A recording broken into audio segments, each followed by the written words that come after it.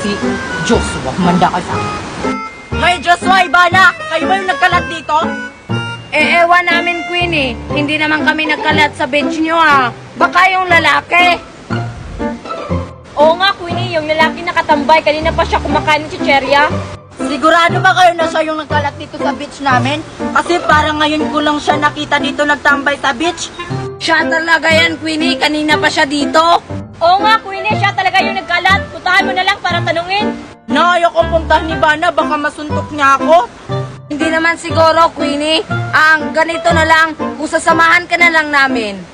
Oo nga, para hindi ka matakot. Tatara, baka siya talaga yung nagkalat dito sa beach namin. Andito na tayo, Queenie. Tanungin mo na siya. Tanungin mo na, Queenie. Ayaw ko, baka pagalitan niya ako. Hindi yan. Yun na nga.